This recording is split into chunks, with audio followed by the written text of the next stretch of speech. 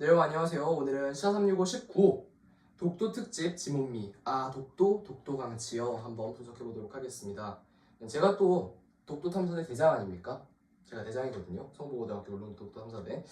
그렇기 때문에 대장인 만큼 독도에 대해서 많이 알지 않겠습니까? 그래서 단순하게 글을 쭉 읽고 그냥 해석한다 이거에 지나지 않고 중간중간에 좀 필요한 배경 지식 같은 거는 많이 설명하면서 진행할 테니까 집중해서 잘 들어주시기 바랍니다. 시작하겠습니다. 발문부터 볼게요.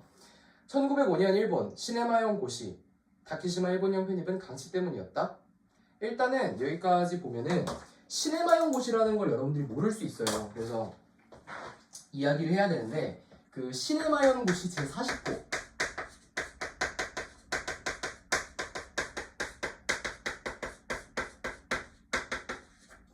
이게 일본의 기준으로 하면은 이제 처음으로 독도를 일본령에 편입했다라고 이야기하는 것인데 이게 언제 있었던 일이냐면 이게 1905년에 있었던 일이에요. 시네마용 고시 제40호가.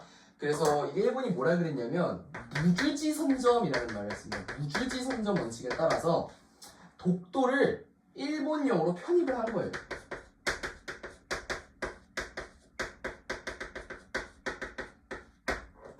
핵심은 무주지다 이겁니다. 무주지. 무주지가 뭐냐? 사람이 거주하지 않는 땅 혹은 실질적으로 특정 국가의 지배하에 있지 않는 땅을 이야기하는 거예요. 그래서 이게 무주지라는 건데 그렇다면 진짜 독도가 무주지였느냐? 그건 아닙니다. 바로 1900년에 이 대한제국 칙령 제41호라는 게 있어요.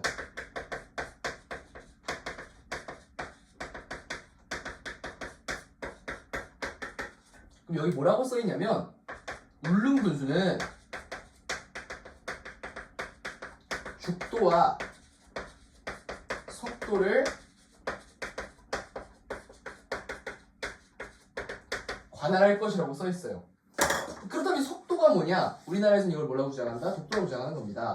그렇기 때문에 실질적으로 일본이 말했던 이 독도는 무주지였다, 무주지가 아니었다? 무주지가 아니었다. 이러면서 지금 일본과 갈등이 생기는 거예요. 일본의 입장은 뭐냐? 야 이거 속도가 독도가 독도 아닌데 이런 주장입니다. 그래서 이런 식으로 일본과의 갈등이 생기는 거라서 이런 배경을 좀 알고 있으면 돼요. 그래가지고 과연 진짜 시네마용 고시가 강치 때문에 생긴 건지 한번 이야기를 해보자는 거죠. 이어서 보겠습니다. 멸종한 강치가 들으면 정말 억울할 이 사연은 일부는 맞고 일부는 왜곡된 사실이다. 일본이 시네마용 고시를 발표한 것은 러일 전쟁, 그죠? 1905년. 특히 러시아와 동해해전을 앞둔 시점 마침 독도에서 강치잡이 사업을 독점하고 싶었던 한 일본 어민이 자국 정부의 강치 독점 사업을 문의하였고 마침 동해해전을 앞두고 울릉도와 독도에 막루를 준비하던 일본 정부는 어민의 욕망을 악용해 독도를 자국령으로 편입한다. 보면은 이게 무슨 이야기냐면 사실상 이 강치잡이라는 게 그 시네마용 고시에 어떤 영향을 줬냐면 이 글에 따르면 또 실제 팩트에 따르면 이거 개원 목사님이 쓰신 건데 제가 아주 설명을 잘 들었거든요. 잘 들어보세요. 이 강치잡이랑 이해관계가 맞아 떨어졌다는 거예요. 일본이 어디 있어요? 일본 있고 이제 대한민국이랑 쳐보자고. 울릉도랑 독도가 이쯤에 있다고 쳐보면 이쪽에 러시아잖아요. 러시아. 일본이 러시아랑 러일 전쟁을 준비했단 말이에요. 그죠? 이런 시점에서 이 독도, 울릉도 이쪽에다 막루를 설치하게 되면 이 러시아의 일본 침략이나 이런 거에 있어서 대응하기가 좋겠죠. 그래서 이 울릉도랑 독도가 뭐다? 군사적인 요충지였다는 겁니다. 굉장히 군사적으로 필요한 지역이었다는 거예요. 오케이? 그래가지고 여기다 막루를 설치하려고 좀 준비를 하고 있었는데 명분이 없나 했는데 갑자기 어떤 일본 어부가 뭐라 그래요? 강치잡이 독점 사업을 문의했다는 거예요. 옳았구나 이거구나 하면서 어떻게 했다는 거예요? 시네마용 고시를 통해서 독도를 편입했다 이런 말을 하고 있는 겁니다. 이후 어장 독점 사업을 통해 나카이 일당은 강치를 마구 남해 강치는 멸종한다. 아까 말했던 이 독점 사업을 문의했던 일당이 나카이 일당인데 강치는 멸종합니다. 독도와 함께 대한제국과 함께 한국 독도는 다시 살아났다. 강치는 돌아올 수 없을까라고 했습니다. 그래서 우리가 지금 여기서 핵심적으로 봐야 되는 건 뭐냐면 이 독도, 일본이 독도를 먹으려고 했다 이런 걸 넘어서 일단 강치를 중심적으로 봐야 되는 거예요. 왜냐면 제목이 뭐예요? 지문미, 지문미, 독도 강치였기 때문에 강치를 집중적으로 보자는 겁니다. 강치가 뭔지는 알죠? 강치 그냥 쉽게 말하면 물개입니다. 바다사자. 독도 바다사자인데 이 바다사자가 어떻게 하다가 멸종이 되었는지를 좀 위주로 보면 됩니다. 기사 해볼게요. 멸종된 독도 바다사자 강치 유전자 정보 국내 연구진이 첫 확인. 일제강점기 시절 남획 때문에 멸종한 독도 바다사자 강치의 유전자 정보를 국내 연구진이 최초로 확인했다. 유전자 정보 확인했다는 이야기인데 유전자 정보 확인하는 게 왜 중요할까? 이 복원을 하잖아요. 복원. 그죠? 단순하게 멸종됐다 그래서 멸종됐네 굿바이 이게 아니라 멸종된 생물을 요새는 복원을 하려는 시도들이 있단 말이에요. 그럼 복원을 하려는 시도에 있어서 유전자의 발견이 굉장히 중요한 역할을 합니다.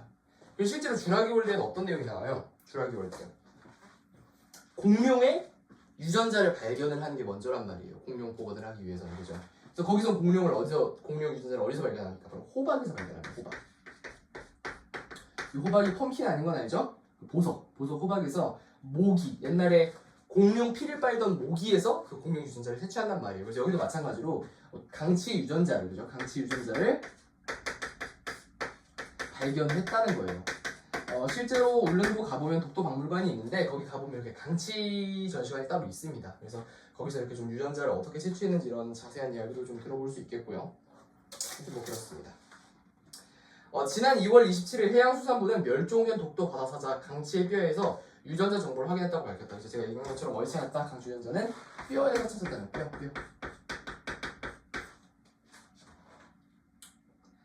독도 바다사자의 유전자 정보를 확인한 것은 국내에서는 이번이 처음이다.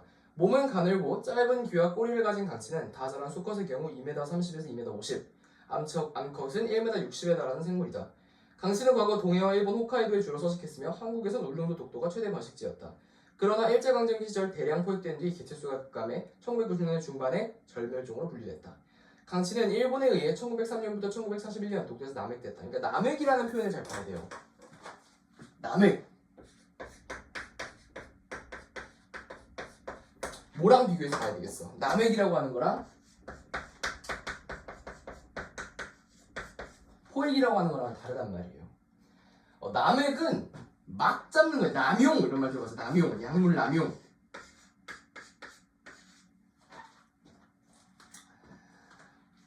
의사가 혹은 약사가 약물을 복용하라 그러지 약물을 남용하라고 안 하죠. 남용하는 건 뭐예요? 막 타이레놀 하나 10개씩 갈아가지고 코로 들이마셔서 마약하는 것처럼 하고 이런 게 남용이란 말이에요.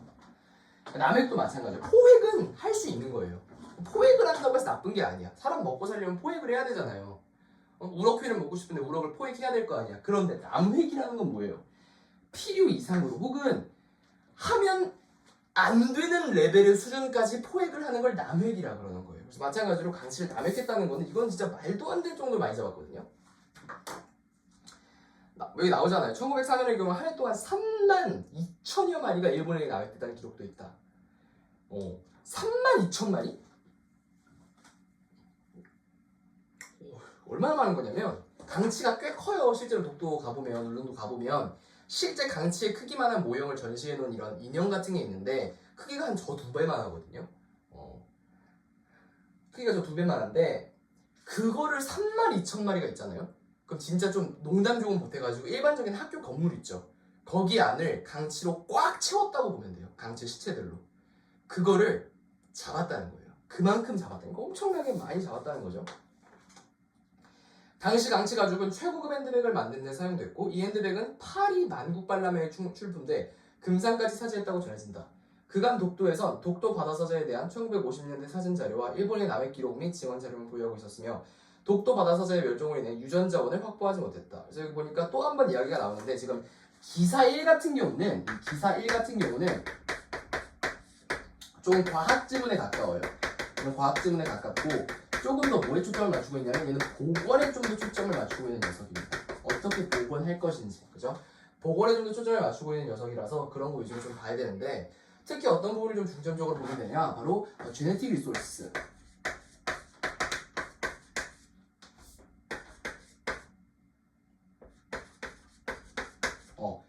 제네틱 리소스의 확보에 대한 측면에서 보면 됩니다. 제네틱 리소스가 뭐냐면 아까 얘기했던 호박 같은, 그죠? 호박에서 공룡의 피를 채취한 것처럼 내가 복제든 복원이든 뭐가 됐든 활용할 수 있는 뭔가 바탕이 있어야 될 거 아니에요. 레고를 조립하는데 여러분, 레고를 조립하는데 설명서 조립할 수 있어요? 없잖아요. 뭔가 설명서가 있어야 될 거 아니야. 똑같은 거예요. 지금 레고 부품들은 있다고 쳐봐요. 과학기술이 발달해서 뭔가 뭐 인공수 정도 할 수 있을 것이고 많겠지만 어쨌든 이 예보를 조립하려면 뭐가 있어야 된다? 설명서가 있어야 되는데 이 제네틱 리소스가 뭐의 역할을 한다? 바로 설명서의 역할을 한다는 거예요. 그래가지고 이게 꼭 필요하다 뭐 이런 이야기입니다. 근데 국내 연구진이 이거를 최초로 찾아냈다라는 게 이 글의 내용인 거죠. 손호선 고래연구센터 센터장은 2007년 일본에서 강치 관련 논문이 나온 적이 있으나 유전자 분석이 일부만 이루어졌다고 설명했다. 이런 가운데 국내 연구진은 수년간의 연구를 통해 강치 유전자 확보에 길을 텄다. 길을 텄다라는 게 유전자를 확보했다는 얘기겠죠? 한국해양과학기술원 KIOST 동해연구소는 지난 2014년 4월 독도에서 바다사자의 뼈로 추정되는 동물뼈 5점을 채취해 그간 부산대학교 해양연구소와 공동연구를 통해 유전자를 분석해왔다. 그 결과 채취한 뼈 중 한 점에서 DNA를 검출하는 데 성공했고 보니까 여기서 좀 알 수 있는 게 뭐냐면 이 그냥 무조건 뼈가 있다고 해서 다 DNA를 채취할 수 있는 게 아니에요. 지금 무슨 말인지 알겠습니까? DNA가 어디 있어요? 세포 해관에 있어요. 이건 뭐 상식입니다. DNA가 세포가 이렇게 딱 있다고 하면 세포질이 있다고 하면 세포 해 가운데 있단 말이에요. 그러니까 여러분이 치킨을 먹고 남은 뼈에서 닭의 DNA를 찾아낼 거라고 생각하면 안 된다는 거예요. 그러니까 이 세포가 훼손이 안 돼야 될 거 아니에요. 그죠? 이 세포가 훼손이 안 되는 상태에서 여기 내부를 봐가지고 DNA를 찾아낸단 말이죠. 그렇기 때문에 이 DNA 발견은 단순히 뼈만 있다. 강치의 뼈를 발견한 즉시 DNA를 발견할 수 있나? 그건 아니라는 거죠. 해가지고 여러 과학적인 기술을 거쳐야지 찾을 수 있다는 겁니다. 이 뼈가 독도 바다사자의 뼈인 것으로 확인했다. 연구진은 올해 1월 3일 국제유전자정보은행에 독도 바다사자 뼈의 유전자 정보를 등록했으며 향후 국제학술지에 연구 결과를 게재할 예정이다. 한편 국립수산과학원 고래연구센터도 지난해 8월 독도에서 채취한 동물뼈 9점에 대한 유전자 분석을 통해 그중 5점에서 독도 바다사자의 것으로 추정되는 DNA를 확인했다. 지금 계속해서 어떤 이야기하고 있어요? 지금 어떻게든 간에 강치를 일단 멸종했잖아, 그죠? 강치를 멸종했기 때문에 이런 식으로 독도가 있으면, 그죠? 독도에 뼈가 떨어져 있을 거라고 어딘가에, 그죠? 강치에 뼈가 있든 뭐 있든 뼈가 떨어져 있으면 연구진들이 어떻게 한다는 거예요, 이 뼈를? 직접 독도로 와가지고 채취를 하겠죠. 이 채취를 해가지고 어디로 가? 연구소로 돌아갑니다. 연구소로 돌아가가지고 어떻게 하겠어요? 이 뼈의 DNA를 분석한다. 그래서 머릿속에서 그림을 그리면서 글을 읽는 연습을 하면 되게 좋거든요. 머릿속에서 딱 눈을 감고 생각해보세요. 강치는 일본의 남해구로 인해서 멸종했어. 그러면 연구진들이 해야 할 일은 무엇일까? 독도에 가가지고, 들어가가지고 뼈를 주워서 연구실로 가서 DNA를 분석하고 이 DNA 분석 결과를 바탕으로 강치를 복원하는 거겠지 라고 생각하면 됩니다.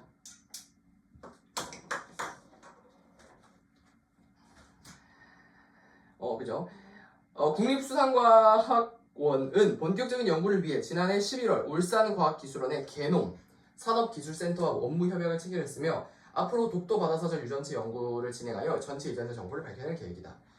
손호선 센터장은 DNA 정보가 확보되면 향후 보건 기술이 발달했을 때 보건에 도움이 될 수 있는 자료다라고 말했다. 명노헌 해양수산부 생태과장은 일제강점기 시절 대량으로 포획됐던 독도 바다사자의 흔적을 찾았다는 점에서 매우 의미가 크다며 이번 연구 결과는 국내에서 독도 바다사자 유전자 정보를 확인한 최초의 사례로 향후 연구기관과 협력을 통해 추가 조사와 연구를 추진하겠다라고 밝혔는데 여기서 기억해야 될 건 두 개. 하나는 뭐다? 최초의 사례다.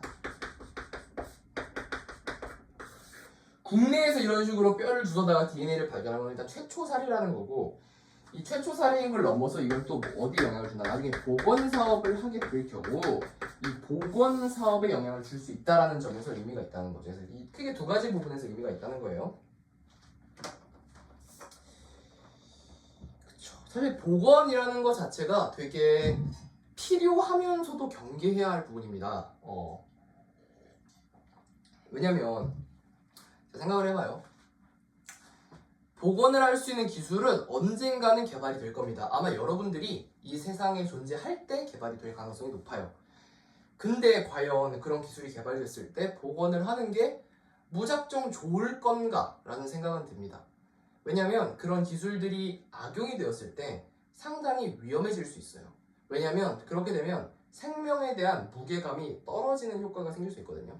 왜 그러냐면 쉽게 말해 이런 거예요. 생명은 왜 소중한가?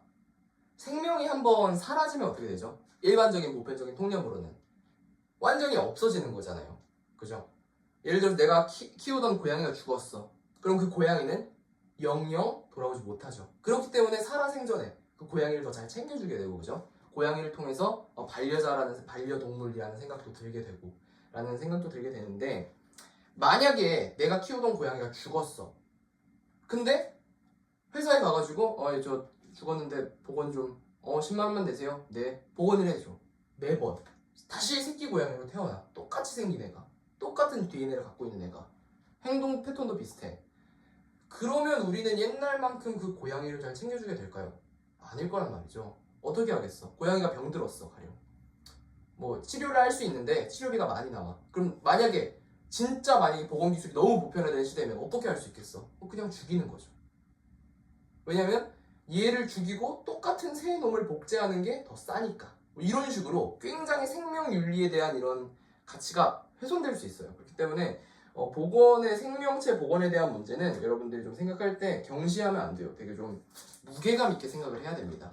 단순하게 그냥 강치 복원 가능, 공룡도 복원 가능, 뭐 이렇게 쉽게 생각할 문제가 아니라는 거예요. 다음으로 보면 일본의 독도 영토 편입과 오키도 어민들의 독도 진출, 이는 논문인데 읽어봤던 논문인 것 같아요. 1897년 울릉도 오징어업을 끝내고 오키도로 돌아가던 수십 명의 오키도인들이 독도 부근에서 조난당하는 사건이 일어났다. 보면은 이게 오키섬이라는 것도 되게 많이 나오는데, 오키섬이 뭐냐면, 오키섬, 보통 오키섬이 어디서 많이 나오냐면 독도랑 울릉도랑의 거리를 따질 때 많이 나와요. 그러니까 이거 독도라고 보면, 울릉도가 여기라고 보면 여기까지 거리가 얼마예요? 87km. 오키섬까지 거리는 130km 이상. 그러니까 이런 근거들을 토대로 해가지고 울릉도랑 독도가 더 가까우니까 우리나라 영토다, 뭐 이런 식으로 주장을 할 때 쓴단 말이에요. 그래서 오키섬이 그럴 때 많이 나오는데 여기서는 좀 다른 의도로 나온 것 같아요. 그죠? 오키도로 돌아가던 수십 명의 오키도인들이 독도 부근을 조난당했고, 조난다 수색으로 오키도에서 어민들이 도항하였고, 독도 부근을 조사하던 중 일부 어민이 독도에 상륙하였는데 오키도에서 미치로 알려진 강치 60여 마리를 잡았다. 독도에 수많은 강치가 있다는 사실로 인해 각지의 어민들이 운집하는 등 독도 어장에 대한 관심이 증가하였다. 1904년 독도 어장의 경제적 가치를 확인한 나카이는 일본 관리에게 독도 어장 어업권 허가를 문의하였고, 그가 농산무성 수산국장 마키 북신을 만나기 위해 상경한 1904년 9월 동년 8월 30일 러시아 발틱 함대 동해 파견이 확정되었고, 9월 24일 군함 니가타호가 독도 막루를 설치하기 위해 출발한 시기였다. 러시아 발틱 함대의 동해 진출이 확실해진 시기에 마키 북신의 소개로 만난 수로부장 기모츠키 가네유키는 독도의 전략적 중요성을 잘 알고 있는 상황에서 나카이를 만나자 당연히 일본 영토에 편입해야 한다고 지시하였다. 그래서 여기서 이야기하는 게 뭐냐면, 여기서 계속해서 이야기하고 있는 게 바로 시네마현 도시죠.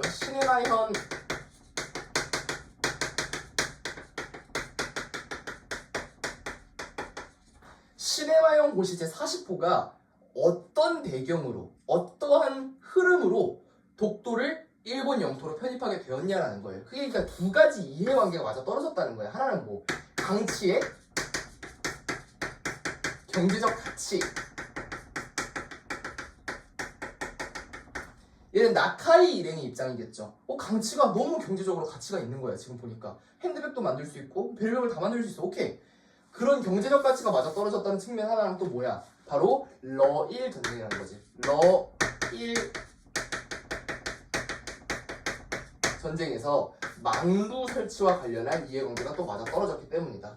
어쨌든 1904년 시네마현 고시의 40호가 편입되는 시점에 이미 조선은 을사늑약으로 외교권을 피탈당한 상황이었어요. 외교권을 뺏긴 상황이었기 때문에 뭔가 항의를 못했습니다, 일본한테. 근데 이게 되게 중요한 부분인데 여기서 설명이 안 돼 있어. 을사늑약, 을사늑약이 가지는 이 지위라고 하면 이상하지. 을사늑약이 가지고 있는 파워를 학생들이 잘 모르는 것 같아요.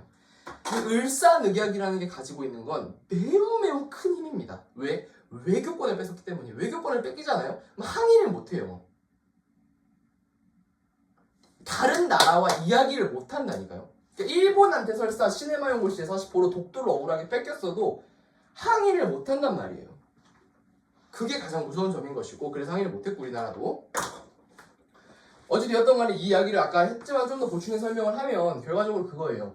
어쨌든 간에 일본 관리한테 일본 어부가 독도 자국 영토로 편입해 주세요라고 이야기를 했을 거 아니에요. 일본 어부가 자기 사업 복종하고 싶으니까. 근데 이해관계가 맞아떨어지지 않았으면 독도가 완전 개쓰잘데기 없는 섬이야. 예를 들어서 진짜 무슨 파리만 날려. 그러면 시키지 않게 됐어 안 해 이렇게 했을 수 있단 말이야. 근데 굳이 왜 당장 며칠 안 되는 시점에 이렇게 고시까지 발표해가면서 독도를 편입을 하였느냐라고 물어본다고 하면 뭐가 맞물렸기 때문이다. 바로 러일 전쟁 시기에 독도에 막루를 설치하려고 했던 일본 이런 정부 인사들의 이해관계가 맞아 떨어졌기 때문에 강치를 핑계로 해가지고 딱 할 수 있었다는 거죠. 시네마요고시 반포를.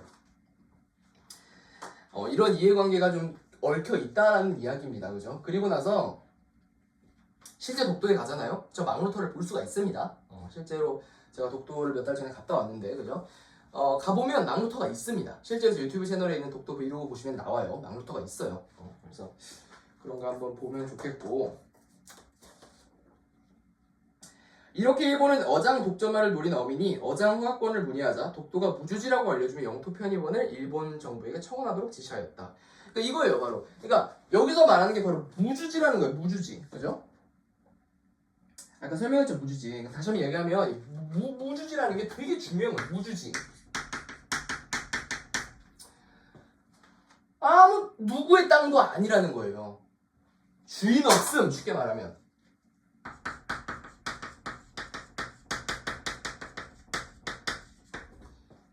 이게 모든 독도 이슈, 독도는 누구 땅인가 이런 이슈의 메인이 무주지라는 거예요. 주인이 있냐 없느냐. 그리고 그거를 반증하는 게 뭐라고? 시네마요고시 제40호가 대비되는 대한제국칙령 제41호. 대한제국칙령 제41호에서는 죽도와 속도를 울릉도주제가 관할할 것이라고 얘기했어요. 우리나라 사람들은 이 속도가 독도라고 주장을 하는 거예요. 즉 이미 5년 전에 대한민국 사람들은 독도가 본인의 땅임을 인지하고 군수까지 파견해서 그걸 통치하게 했다라고 주장을 하는 것이고, 일본은 독도는 속도가 아니다라고 주장하면서 주인이 없었다라고 주장을 하는 거라고요. 그렇다면 이제 여러분 이런 궁금증이 생기죠?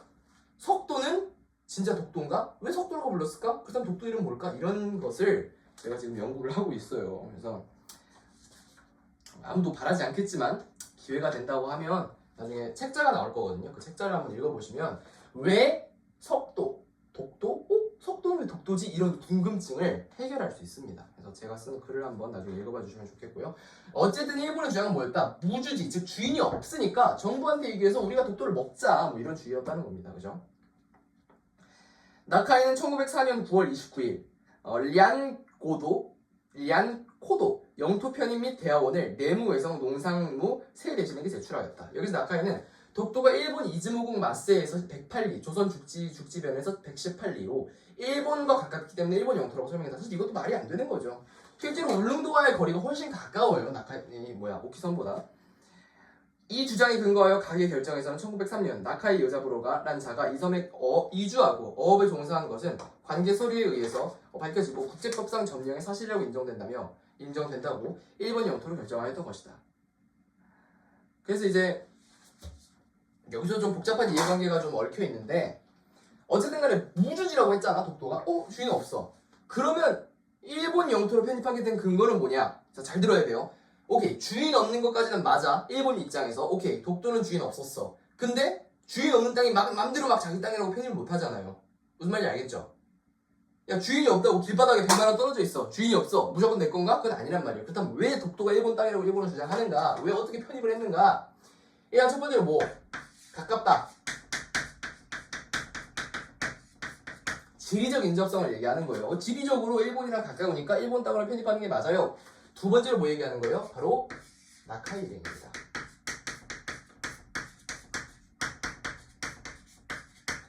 아까 얘기했던 그 나카이 일행이 여기서 나오는 거예요. 나카이 일행이 이미 독도에 이주해가지고 어업을 하고 있었다. 즉 자국 국민이 이미 살고 있었다. 그러니까 얘는 무주지였음과 동시에 우리 일본 국민이 익히 잘 알고 있듯이 거주하고 있었던 우리의 땅이다 라고 주장하는 거라고요. 그게 사실 그러니까 우리나라 입장에서 그게 아니라고 반박을 하는 것이고 일본 입장에서는 그렇다고 주장을 하는 것이죠. 그죠? 해가지고 이렇게 얘기하는 건데, 그거에 따라서 그죠? 일본 영토에 포위 편입된 독도 어장은 1905년 2월 22일 시네마현 고시제 40호로 섬의 명칭과 관할을 시네마현 오키도사의 소관으로 공시하였다. 이에 따라 1905년 2월 26일 나카이는 어업구역과 어업항보 허가기간을 기재한 허가원과 죽도 어장의 자세한 지도를 첨부한 죽도 대하원을 시네마현 지사에게 제출하였다. 어장을 소유 경영한 나카이는 독도 어장에서 닥치는 대로 강치를 남획 얘기가 나오죠. 1905년 6월 9일부터 9월 8일 업무를 마칠 때까지 수컷 535마리, 암컷 339마리, 새끼 130마리 모두 1004마리를 남획했다. 몇 달 동안? 3달 동안.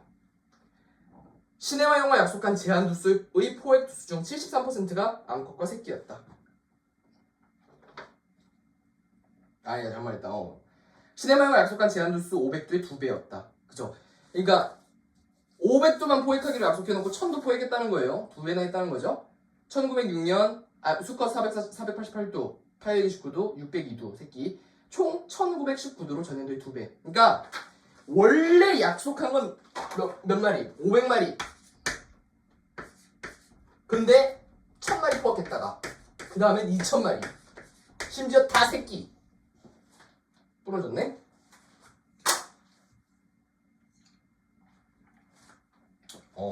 심지어 거의 다 새끼 강치였다는 거예요. 여러분 상식적으로 새끼는 포획을 하면 안 돼요. 새끼는 포획의 대상이 아니란 말이에요. 애초에. 왜? 이 새끼는 일단 잡기가 쉽다. 그렇기 때문에 너무 많이 잡게 되겠죠. 새끼를 잡기는 얼마나 쉽겠어요. 새끼는 잘 이동하지도 못하는데. 거기다가 이 새끼는 커가지고 번식 능력을 갖추고, 그죠? 뭔가 개체수를 늘리는데 크게 이해하지 할 그런 어린 애들인데 얘네들도 막 남획을 했다는 거예요. 심지어 성인 개체라고 해야 되나? 자란 개체보다 성체보다 새끼를 더 많이 포획했다는 거예요. 그죠?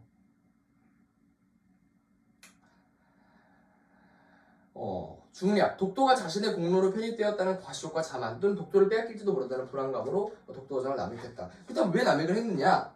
과시와 불안이다 라고 해석을 합니다. 그죠? 뭐라고 해석한다고? 과시와 불안.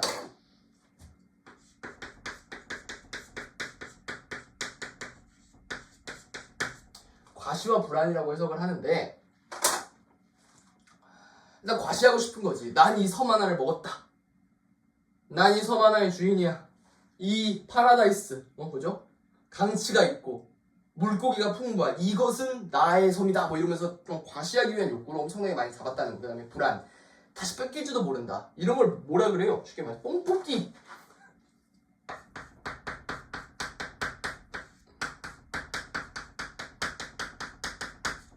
이런 느낌이라는 거야. 여러분 뷔페 갈 때 굶고 가본 사람 있죠? 왜 그런 굶고 행동을 해요? 몸에 안 좋게? 내가 낸 돈이 있잖아. 여기서 해당하는 건 노력에 해당하겠죠. 기껏 뷔페에 와가지고 먹을 수 있는 권리를 내가 가졌죠. 이걸 최대한 활용하고 싶은 거야. 왜냐면 뷔페에서 나가면 난 더 이상 이걸 못 먹거든. 그러니까 어떻게 하는 거예요? 닥치는 대로 먹는 거잖아. 그런 것처럼 여기도 마찬가지로. 불안해. 나는 이 독도 어장을 한순간에 잃어버릴 수도 있어. 왜? 일본이 가령 이걸 다시 반환한다든지 여러 가지 원인이 있겠지만 국유화한다든지 이런 원인으로 본인이 더 이상 독도에서 강씨를 포획하지 못하는 이런 권리를 잃어버릴 상황을 대비해가지고 그런 거에 대한 불안 심리로 마구 남획했다 이런 게 그거에 대한 해석인 겁니다. 1906년부터 암컷과 새끼를 대상으로 철저히 남획당한 독도 어장은 1909년을 고비로 하여 강치의 포획수가 격감하여 1153도 반으로 줄었죠. 679도 또 반으로 줄었어요. 또 반으로 거의 3분의 1을 줄었죠. 1915년에는 나카이 어장 경영은 5년 만에 끝이 났고 1910년과 나카이는 해마도 어장으로 이동하였다. 그러니까 얘는 그냥 나카이라는 애는 독도를 착살내고 나서 또 다른 데로 간 거예요. 그게 말도 안 되는 거예요 사실. 응? 생각을 해봐요. 여러분이 양계장을 운영해. 응? 양계장에서 한 달에 30마리씩 새로운 닭이 태어나요. 그러면 아무리 많이 닭을 판매해도 한 달에 30마리 이상은 판매하면 안 될 거 아니야. 한 25마리 정도는 판매해야겠지. 그래야지 닭의 개체수가 유지가 될 거 아니에요. 근데 이건 어떤 상황이냐면 한 달에 30마리씩 닭이 추가적으로 태어나는 양계장에서 한 달에 닭을 100마리씩 판 거야. 그럼 어떻게 될 것 같아요? 한 달에는 30마리밖에 새로운 닭이 안 태어났는데 닭을 한 달에 100마리씩 잡아 팔았어. 그럼 점점점 개체수가 줄어들겠죠. 그러다가 재생산 능력도 적어질 거 아니야. 결국 곤두박질 치다가 작살이 난다고요. 개체수가 0이 된다고. 그런 행태가 지금 어디서 일어났다? 독도에서 일어났다는 거죠. 그래 놓고서 이 나카이 또 이놈의 자식은 어디로 갔어요? 또 다른 어장으로 이동해버립니다. 마치 무슨 뭐 화전 농업하듯이 한쪽 땅을 그냥 아예 작살을 내놓고 또 다른 땅으로 갔어요. 참 슬픈 역사입니다. 어쨌든 우리가 이 글에서 알아야 되는 건 뭐냐? 지금 첫 번째 기사에서는 뭘 알면 될까? 강치의 복원 사업에 대한 이야기를 좀 집중해서 보면 되겠고, 이 두 번째 논문 같은 경우는 어떻게 해가지고 시네마연고시랑 강치랑 연관성이 있는지를 일단 첫 번째 파악해야 된다는 거고, 두 번째로는 어떻게 얼마나 구체적인 수치까지 인용을 해가면서 강치를 잡아냈는지, 그죠? 이런 것들, 나카이 일행이 얼마나 독도에서 강치를 많이 잡았는지 이런 것들을 좀 보면 되겠습니다. 그래가지고 이제 기사 2번을 보면은 독도는 옛날부터 우리 땅이라는 기사예요. 동해의 독도가 참고로 고도라는 건 옛섬이라는 얘기, 옛섬. 그래서 이 고도라고 이야기했다는 것 자체가 일본의 주장이랑 완전히 반대되는 이야기이기 때문에 되게 중요한 부분인데, 고도는 무슨 뜻입니까? 해발 고도가 아니라 옛섬이라는 얘기죠. 독도가 옛날 섬이라는 거 모르는 사람 있어요? 독도가 최근 뭐 10년 전에 생겼다고 생각하는 사람 있나? 없잖아요. 고도라고 이야기한 건 무슨 의미가 내포되어 있겠어요? 즉 옛날부터 우리가 독도를 인식해 왔다는 이야기를 하는 거예요. 그죠? 동해의 고도 독도가 우리나라 영토라는 사실은 누누이 설명되어 왔거니와 거문도에 사는 한 늙은 어부가 또다시 자기의 생생한 회고담을 통해 독도의 한국 영유권을 뒷받침해주고 있다. 그래서 잠깐 지우고 나서 정리할게요.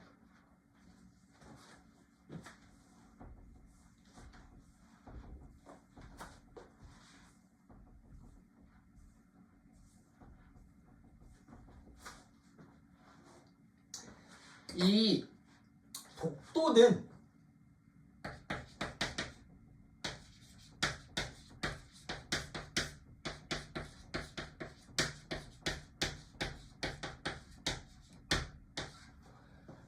우리가 한 번쯤 생각해 봐야 될 만한 주제라는 거예요. 독도는 왜 한국 땅인가? 그죠?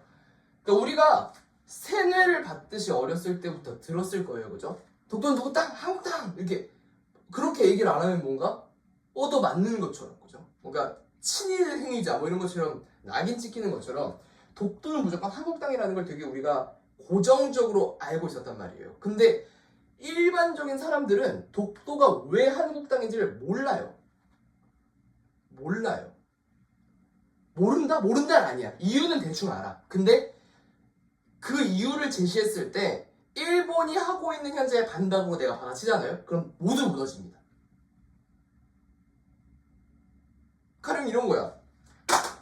공부 좀 하는 애들은 태정관 지령까지는 안다고요. 그래서 독도는 왜 한국 땅이야? 태정관 지령에서 죽도와 속도를 관할할 것이라고 했잖아요.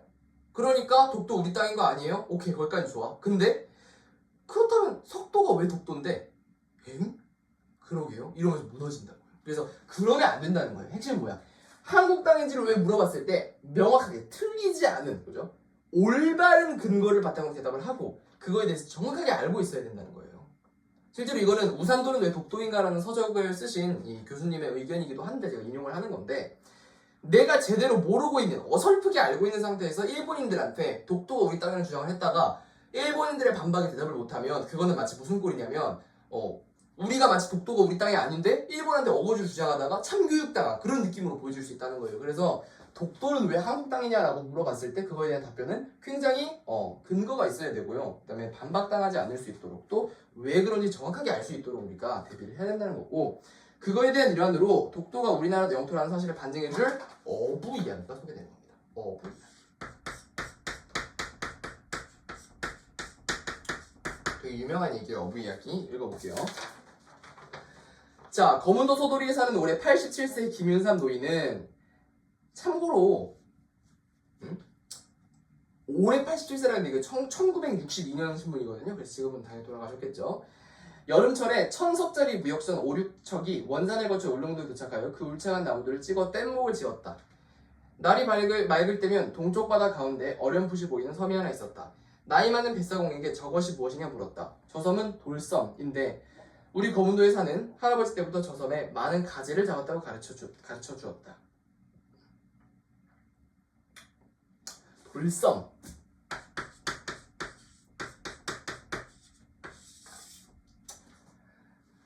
여러분 왜 독도가 독도인지 알아요? 홀로 독자, 외로운 섬으로 알고 있죠. 그렇지 않아요? 노래도 외로운 섬 하나 새들의 고향 외로운 섬인 줄 알잖아요. 독도는 외로운 섬이라는 뜻이 아니에요. 외로운 섬이라는 뜻이 아니에요. 돌섬이라는 뜻이에요. 돌로 된 섬. 그럼 왜 돌도가 아니라 독도입니까? 혹은 석도가 아니라 왜 독도입니까? 이 독도에 살고 있는, 즉 울릉도에 살고 있는 인구의 80% 이상은 다 어디 출신일 것 같아요? 다 전라도 출신입니다. 이 조선 정부에서 쇄국 정책 이후에 울릉도로 주민들을 데리고 올 때 대부분 다 거제도 출신, 즉 전라도 출신의 사람들을 데리고 왔어요. 전라도 방언에서는 돌을 독이라고 발음해요. 돌을 독이라고 발음한다고요. 무슨 말인지 알겠습니까? 예를 들어 돌뚝을 독뚝이라고 부른다고요. 돌뚝, 돌로 쌓은 뚝을 독뚝 이렇게 불러요. 자, 그러니까 생각해봐요. 울릉도에서 독도를 제일 많이 이야기했을 거 아니에요. 굳이 따지면 그 시대에는 울릉도랑 독도가 제일 가까우니까. 근데 울릉도에 사는 사람들 대부분 다 전라도 사람이었고 돌섬을 독섬이라고 불렀다고요. 오케이? 그래서 예를 들어서 물어보는 거야, 사람이. 저 섬 이름이 뭡니까? 독섬이유. 이렇게 답했단 말이에요. 근데 어떤 상황에서 생겼느냐? 일본이 독도랑 울릉도를 조사하기 위해서 인원을 파견한 거예요. 사람이 왔어. 일본 관리가 왔어요. 응? 일본 관리가 왔어. 일본 관리가 와가지고 물어봤단 말이야, 어민들한테. What is the island name? 물어봤겠죠, 일본어로. 섬의 이름이 뭐냐? 근데 저 사람들이 뭐라 그랬겠어? 저거 독섬이유. 이렇게 대답했을 거 아니에요, 저런 사람들. 독섬이유. 이렇게. 독섬? 못 알아들었을 거 아니에요. 한자로 써봐. 근데 봐봐.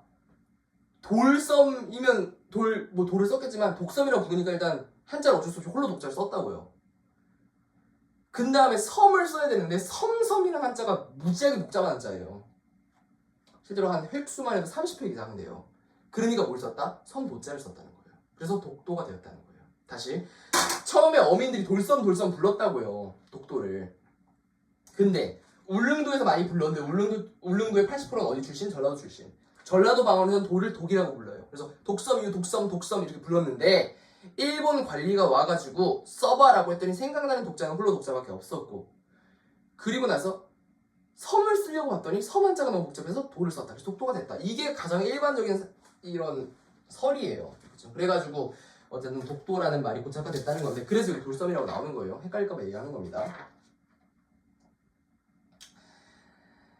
지금 그 김치선 씨 증손 김철수 씨가 장촌 불악에 살고 있다. 섬이 온통 돌바위로 되어 있는데 사람이라고는 한 사람도 없었다 한다. 돌섬은 큰 섬 2개 그리고 작은 섬이 많이 있는데 큰 두 섬 사이에 뗏목을 놔두고 열흘 남짓 있으면서 가재, 강씨 얘기하는 거예요. 오토생이 또 잡고 미역, 전복 등을 바위에 쌌다. 그리고 울릉도에 다시 놔두고 돌아와 부산이나 대마도로 가서 일본 사람들한테 팔았는데 가재를 퍽 좋아했다고 한다. 가재의 사람 먹고 가죽을 가지고 신발 등도 해 신었다고 한다. 그가 마지막으로 다녀온 것이 28세 때라 하는데 세상에 열수선해서 그 후엔 돌섬에 못 갔는데 아직도 기억이 생생하다고 한다.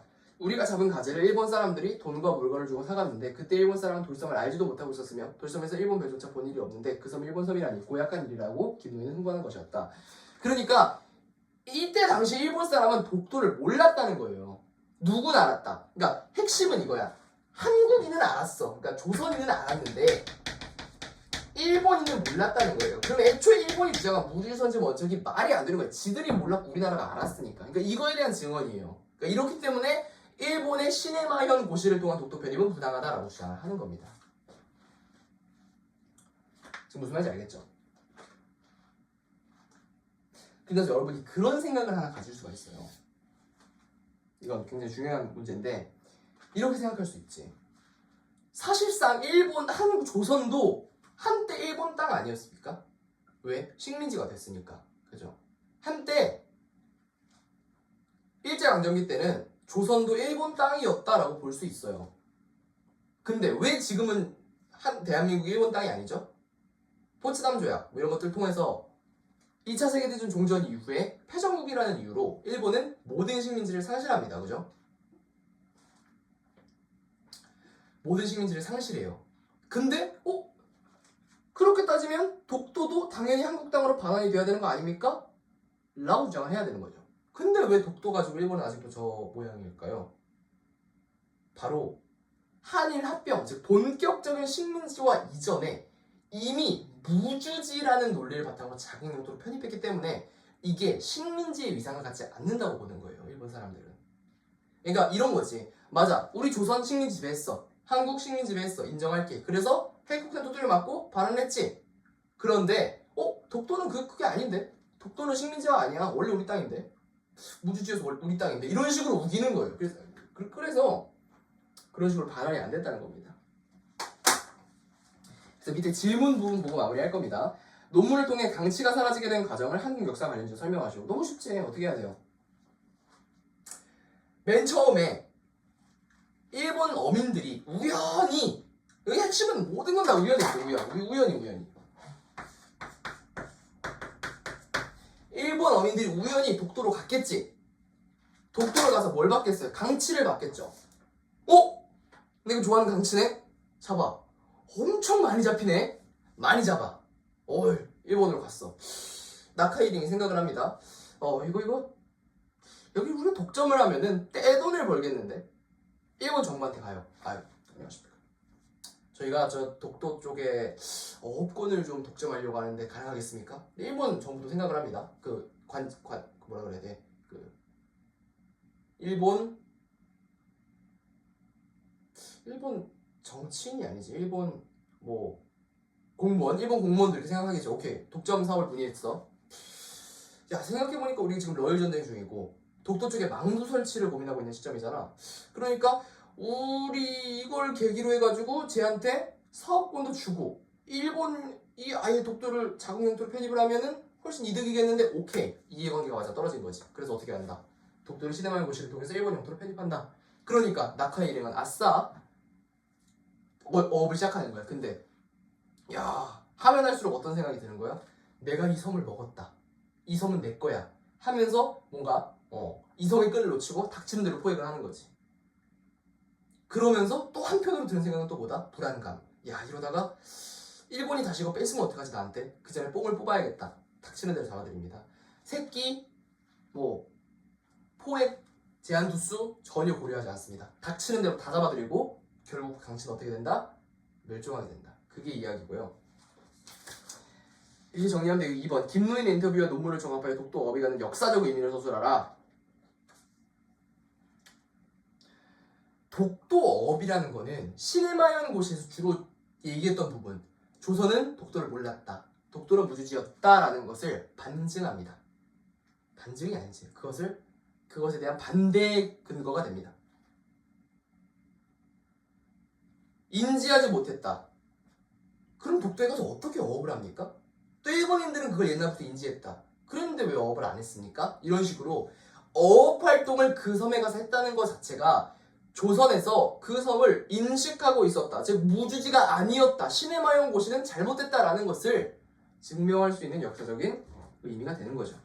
질문 3 보면은 강치 유전자 정보 분석의 의미와 이것이 강치 복원을 하려는 가능성에 대해 설명하시오. 그러니까 강치 유전자를 뼈를 통해서 DNA를 추출합니다.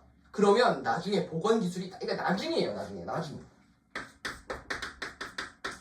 나중에 복원 기술이 발달했을 때쯤 이것을 활용하게 될 방도가 생긴다라는 게 핵심입니다. 그래서 지금 당장 이 DNA를 가지고 복제를 할 수 있다, 그건 아니에요. 하지만 이제 지금 이런 식으로 연구를 계속 해가지고 DNA, 즉 제네틱 리소스 이런 것들을, 유전자 원대를 많이 확보를 해두면 나중에 보건 사업 같은 데 유용하게 쓰일 수 있고, 또한 이게 국내 최초라는 점에서 의의를 갖는다라는 게 핵심이 되겠습니다. 사실 내용이 크게 어려운 부분이 아니라서 오늘 여기까지 하도록 하겠고요. 사실 이거 같은 경우는 의외로 봐봐, 시험에 많이 나와봤자 4지문, 적게 나오면 3지문 나올 건데 다 어려운 걸 하기는 그래요. 다 법 이렇게 할 수는 없단 말이야. 법이 제일 어렵죠, 경제나. 근데 다 경제 법 이렇게 하면은 할 수도 있겠지만 그렇게는 잘 안 하겠죠. 쉬운 거 하나, 어려운 거 2개 이런 식으로 구성을 할 거란 말이야. 그러니까 오히려 쉬운 것을 공부한다라고 하면은 이쪽이 좀 맞을 수 있어요. 왜냐면 이거는 팩트를 중점으로 쓴 글이기 때문에 오히려 이런 게 좀 더 나을 수도 있다. 왜냐면 수치가 또 나오고 그러잖아요. 그래서 이런 식으로 표현 기법이라든지 좀 이런 쪽으로 접근하게 되면은 훨씬 더 쉬운 문제 내기는 좋은 글이 아닐까라는 생각도 듭니다. 제가 좀 이제 직보 때 또다시 이야기하겠지만 또 출제 가능성 높은 것들 또다시 분석하고 이런 시간을 가지면서 또 다시 한번 살펴볼 거고요. 일단 오늘은 여기까지 하도록 하겠습니다. 이상입니다.